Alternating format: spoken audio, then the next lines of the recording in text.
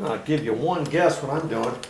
I'm getting ready to install some doors that I've painted, some existing doors that I painted, and I've got to installing brand new hinges. And when the hinges come, of course, the hinge pins are all the way in, and I could set the whole thing up there on the door frame or on the door without doing this, and then pop the pins off afterwards. I don't like doing that because then sometimes that slightly messes up with your hinges. So I've got just a little 2x4 here, and I'm going to set it here, and I'm just going to go like that. And I've got my nail set here, and I'm going to tap. I'm just going to tap those out like that.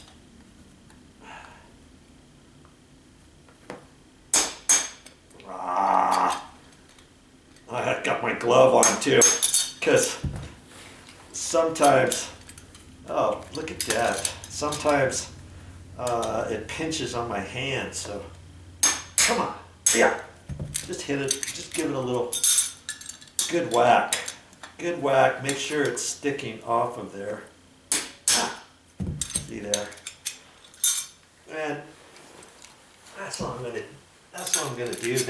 Now I've got these set, and I don't take that out just yet. I look at the door to figure out which side is facing up on the door, because sometimes the door takes the 2 knuckles, sometimes it takes the 3. These happen to be 3.5-inch hinges. Of course, if you get a 4-inch hinge or 4.5-inch hinge, you might have 6 knuckles on there sometimes.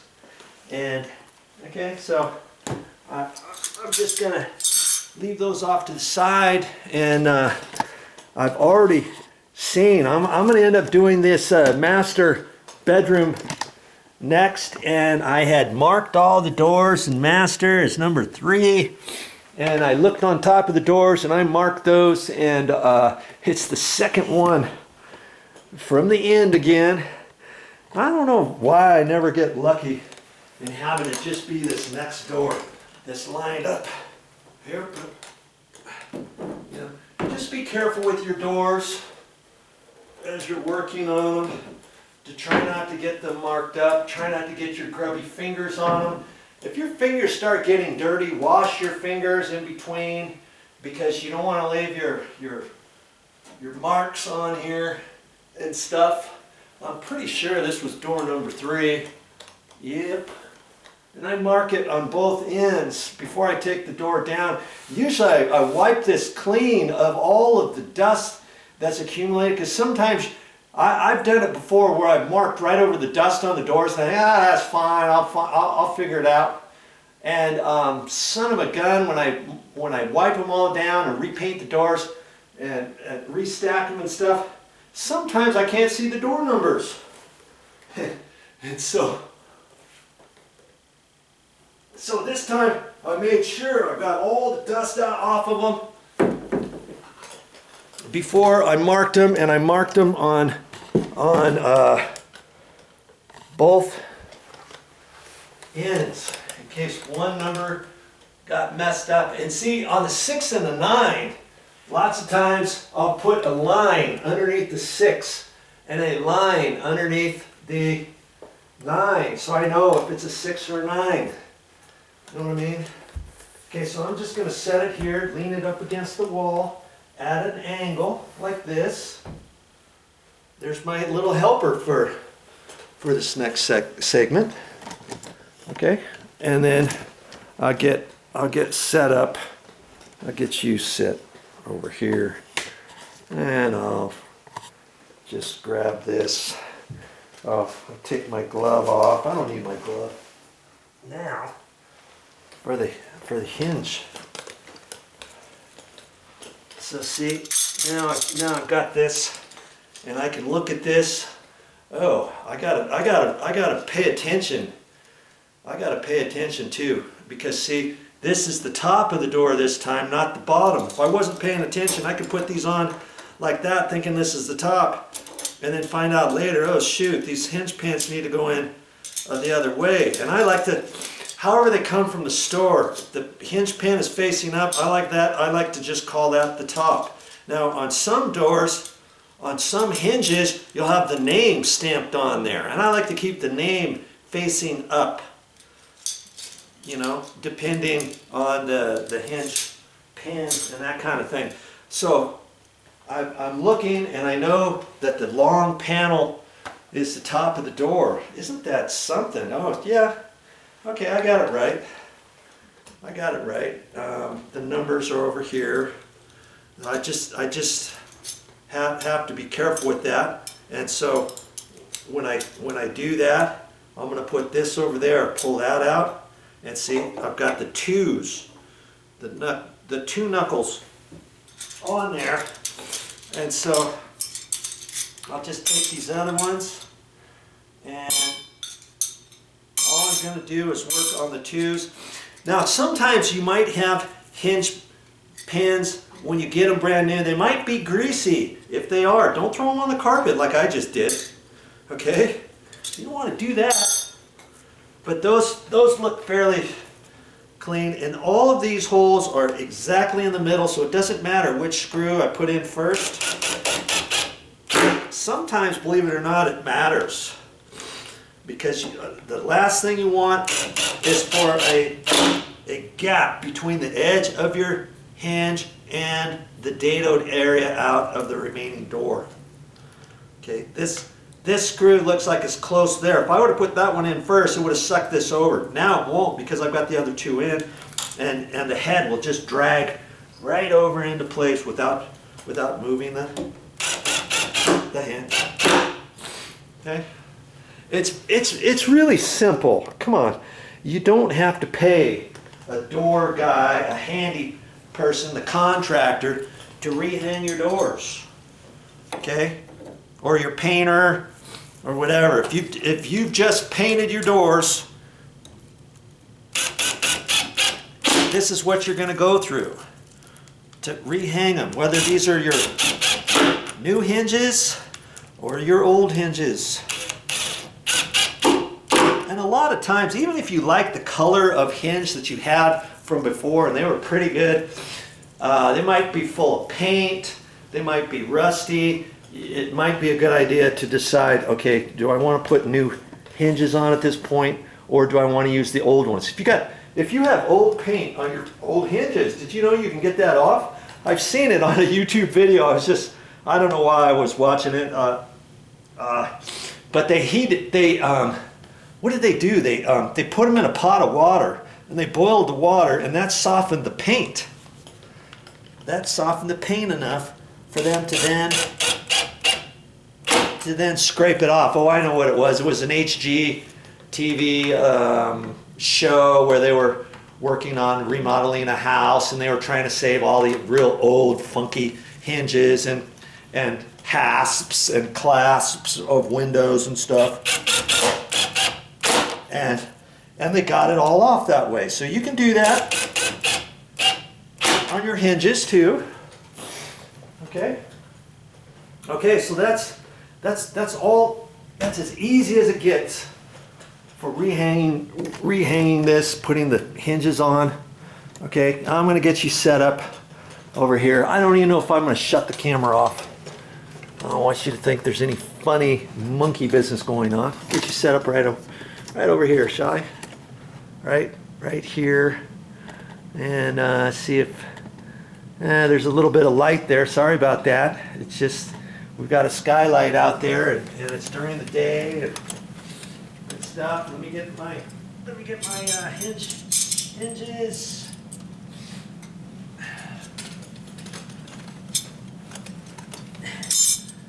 And I can put these hinge pins in my. Oh, what happened? Oh, I dropped one in my nail bag. I thought I. Okay. I'll keep them there strategically. Now see, if I was hanging a right hand, I would take this, one of the hinge pins, and I would set it over here to get the first one, and then I'd do it that way.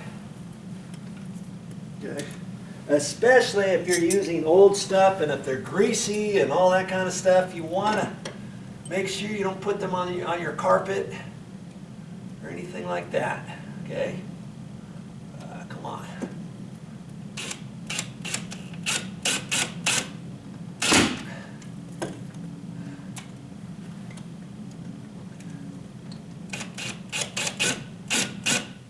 Just take your time. It's not a race, you know? If you've never done this and you want to save some money, try it.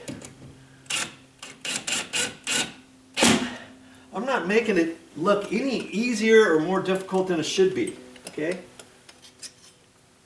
Now on the last door, I don't know if you saw it, I had the 2 knuckles on the door frame, not the 3. And that's because, why is that? What's the deal, yo?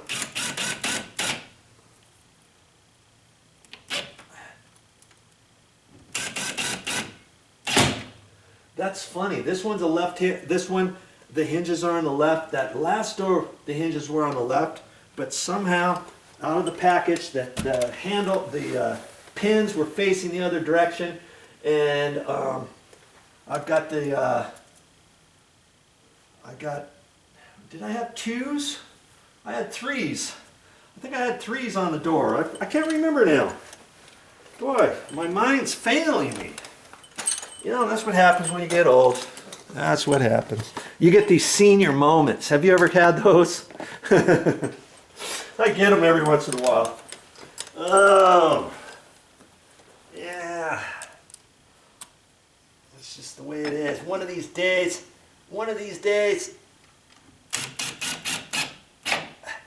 I might be in a position where I don't have to do this anymore. But this, hey, this gives me exercise, gives me something to do. I keep thinking I'm gonna find somebody else who's doing all this work, and I'll make videos of them doing all the work, and all I'm doing is running the camera. Okay, now it's time for me to grab that door and put it up. Oh, that is really funny. I'm still racking my brain.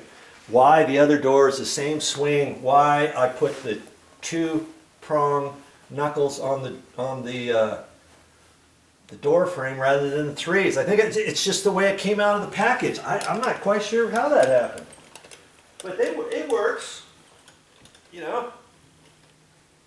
These are light enough that you can just carry them pretty much like that. Man. Okay. Let's swivel it around into position. And I've got my hinge pin already. I'm just concentrating on the top one. I got my hand wrapped around the door, lifting it by the handle area. And I just want the top one. I don't care about the other ones. I have no care in the world what happens with those. And I'm just getting it in the top 2. That's it. Now I can reposition this and figure out about where it goes. This one's not going because it's hitting at the bottom. And before you start banging on the bottom one, you got to find out which way those knuckles need to go.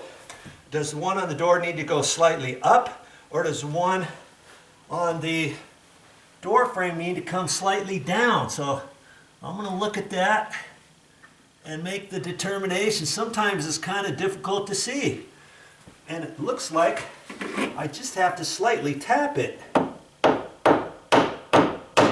down, I think. Yeah, see, just that much. Now it'll slide in. It'll slide into position, and I wanna make sure I do the middle one first, and I've just got the top knuckles. Okay, I don't want to bang it down yet.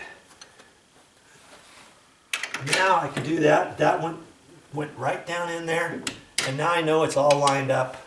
And now I can just slightly tap on it. Okay, I'm just hitting the outside edge, and I'm not going to tap it all the way in just yet. Okay. Before I installed, or before I took these doors off to paint them, I wanted to make sure that they were lined up, that the doors, any sagging doors were adjusted first and stuff. And if the gap was too big, I thought, okay, as long as the gap's too big, I might have to readjust certain doors after I put them back up, and I can do that after the doors have been painted.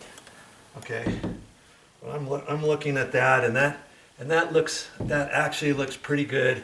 And I'll do a once over on it. If anything, I've got a slightly bigger gap up at the top than I do anywhere else. And if I wanted to, I could take that top hinge.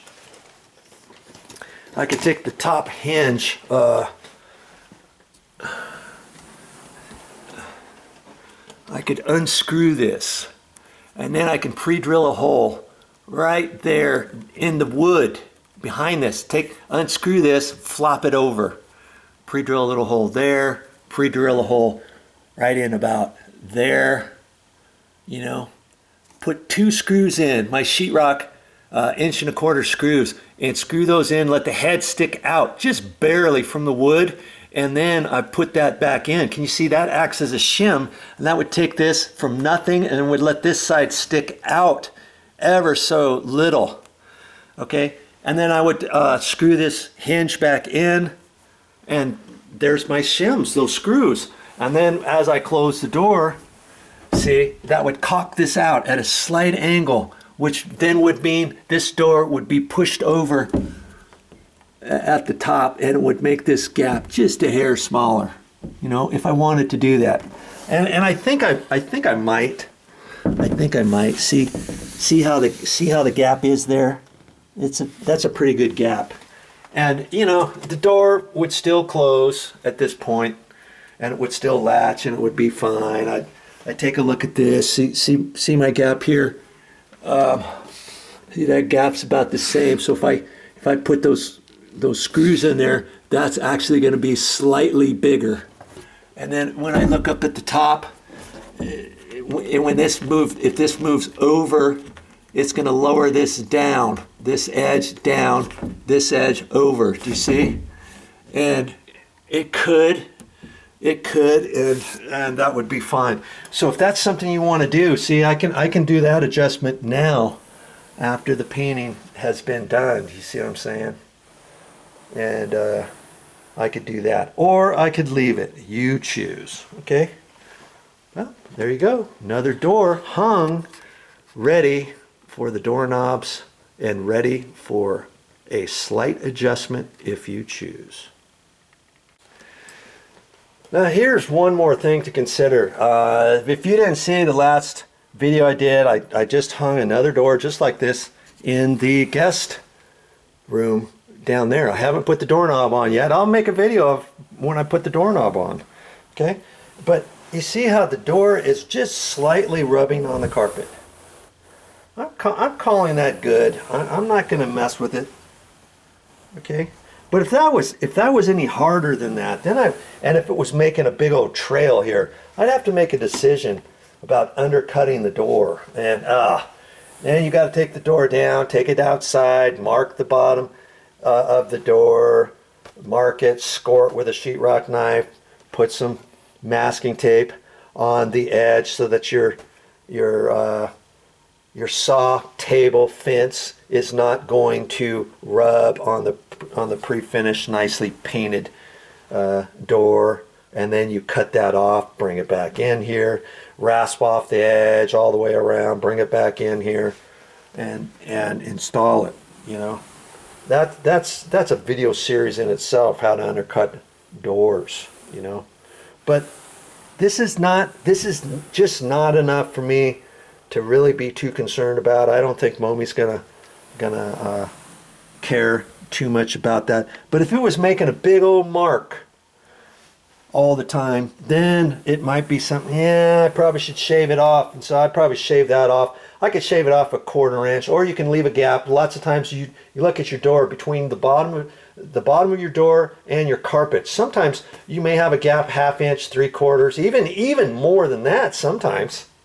You know, depending who the last person was, what was on the floor last. If you replace your carpet and pad and you put down a hardwood floor or something, of course you're going to have a gap because you're not going to have the sponge carpet pad underneath the carpet, and depending how thick your carpet is, you have all that down. If you put a flooring that's only 5/16 or 3/8 thick, you know, hardwood floors or laminate floors or a vinyl flooring, planking, I would have a gap under there, wouldn't I? So you're going to have to decide for yourself, do I undercut the doors or not? You know what, for the sake of argument, I am going to undo that top hinge and put some screws, and I'll show you how that's done next.